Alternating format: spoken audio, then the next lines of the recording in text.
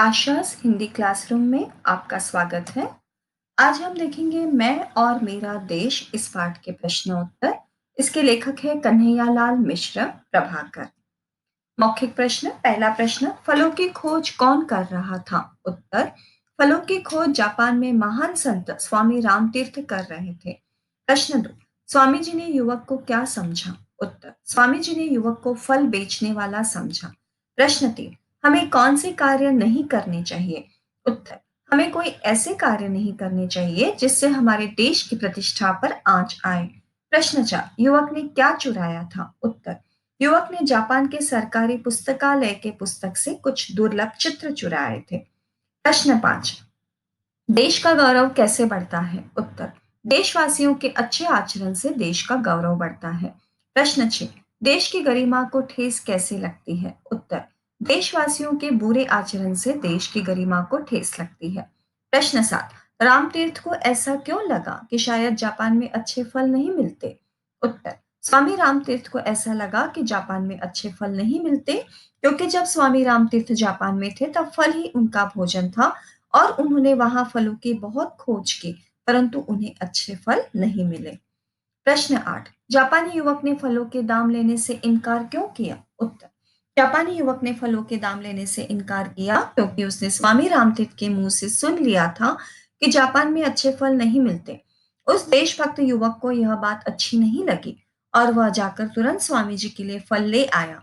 स्वामी जी के बार बार पूछने पर भी उसने फलों के दाम नहीं बताए क्योंकि वह नहीं चाहता था कि स्वामी जी कोई दूसरे देश में जाकर यह कह दे जापान में अच्छे फल नहीं मिलते, जिससे जापान की बदनामी होती।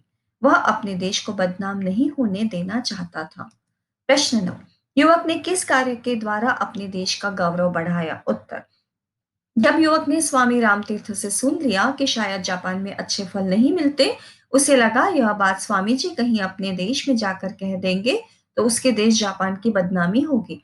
इसलिए वह तुरंत जाकर स्वामी जी के लिए अच्छे फल ले आया। इस तरह उसने अपने देश को बदनाम होने से बचाया और अपने देश का गौरव बढ़ाया। प्रश्न 10, युवक ने मूल्य के रूप में रामतीर्थ से क्या लिया? उत्तर, स्वामी रामतीर्थ ने जब युवक को फलों का मूल्य देना चाहा तो उसने मूल्य लेने से इनकार किया और उनसे कहा कि वे सिर्फ इतना करें कि अपने देश में जाकर किसी से ये ना कहे कि जापान में अच्छे फल नहीं मिलते। अतिरिक्त लिखित प्रश्न उत्तर। प्रश्न 1, युवक का कौन सा उत्तर सुनकर स्वामी रामतीर्थ मुग्ध हो गए? उत्तर, जब जापान के रेलवे स्टेशन पर स्वामी रामतीर्थ के मुंह से निकल गया कि जापान में शायद अच्छे फल नहीं मिलते, यह बात एक जापानी युवक ने सुन ली और वह तुरंत स्वामी जी के लिए फलों की टोकरी ले आया। जब स्वामी जी ने उनका मूल्य देने की कोशिश की तो उसने कहा कि अगर आप मूल्य ही देना चाहते हो तो अपने देश में जाकर यह न कहना कि जापान में अच्छे फल नहीं मिलते। यह उत्तर सुनकर और उसकी देशभक्ति देखकर स्वामी जी मुग्ध हो गए क्योंकि युवक के इस कार्य से जापान का गौरव अधिक बढ़ गया था। प्रश्न 2, जापानी युवक स्वामी रामतीर्थ के लिए फल क्यों लेकर आया? उत्तर, जब स्वामी रामतीर्थ जापान में थे उनका भोजन केवल फल ही था। उन्हें जापान में अच्छे फल नहीं मिले तो उनके मुंह से निकल गया कि शायद जापान में अच्छे फल नहीं मिलते और यह वाक्य एक जापानी युवक ने सुन लिया और उसे डर था कि स्वामी रामतीर्थ अपने देश में जाकर यह ना कह दे कि जापान में अच्छे फल नहीं मिलते। इससे उसके देश जापान की बदनामी होगी, इसलिए वह स्वामी रामतीर्थ के लिए फल लेकर आया। प्रश्न 3, जापान के पुस्तकालय में दूसरे देश के युवक ने क्या हरकत की? उत्तर, किसी देश का एक युवक जापान के सरकारी पुस्तकालय में कोई पुस्तक पढ़ने आया था जिसमें कुछ दुर्लभ चित्र थे। उन चित्रों को युवक ने पुस्तक में से निकाल लिए और पुस्तक वापस कर दी। इसे किसी जापानी विद्यार्थी ने देख लिया और पुस्तकालय को सूचना दे दी। प्रश्न 4, जापान के पुस्तकालय में से दुर्लभ चित्र चुराने पर दूसरे देश के युवक को क्या दंड मिला? उत्तर, जापान के पुस्तकालय में से चित्र चुराने पर दूसरे देश के युवक को यह दंड मिला कि उसका और उसके देशवासियों का पुस्तकालय में प्रवेश वर्जित कर दिया गया और यह पुस्तकालय के बाहर बोर्ड पर लिख दिया गया और उसे जापान देश से बाहर निकल। हमें विदेश में कैसा व्यवहार करना चाहिए? उत्तर, हमें विदेश में उनके नियमों और कानून का पालन करना चाहिए। हमें विदेश में साफ-सफाई का ध्यान रखना चाहिए। हमें विदेश में अपने देश की बुराई नहीं करनी चाहिए।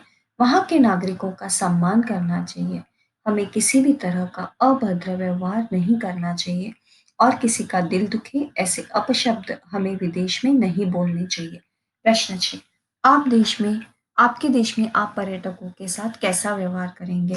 उत्तर, हमारे देश में आए पर्यटकों के साथ हमें सम्मानजनक व्यवहार करना चाहिए। हमें उनके साथ प्रेम पूर्वक एवं सहानुभूति का व्यवहार करना चाहिए। उन्हें अपने देश की गरिमा के बारे में बताना चाहिए।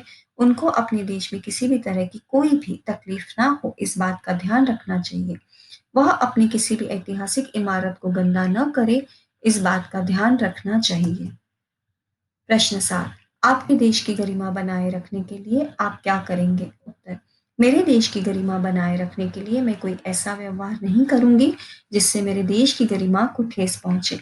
मैं हर जगह, हर पल, हर समय अच्छा आचरण करने की कोशिश करूंगी। मैं अपने देश में आए हुए मेहमानों का सम्मान करूंगी। मैं अपने देश की किसी भी ऐतिहासिक इमारत को गंदा नहीं होने दूंगी। मैं अपने देश के लिए हमेशा सम्मानजनक शब्दों का उपयोग करूंगी। कहीं भी मेरे देश का अपमान हो तो उसका मैं प्रतिकार करूंगी।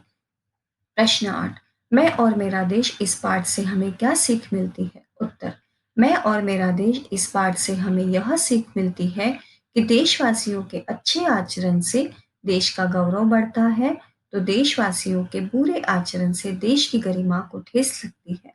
इसलिए हमें अपने आचरण पर ध्यान देना चाहिए। चाहे हम देश में हो या विदेश में, हमें कोई भी ऐसा काम नहीं करना चाहिए जिससे हमारे देश की गरिमा को ठेस पहुंचती हो। प्रश्न 9, देश की पहचान किससे होती है? उत्तर, देशवासियों के अच्छे या बुरे आचरण से देश की पहचान होती है।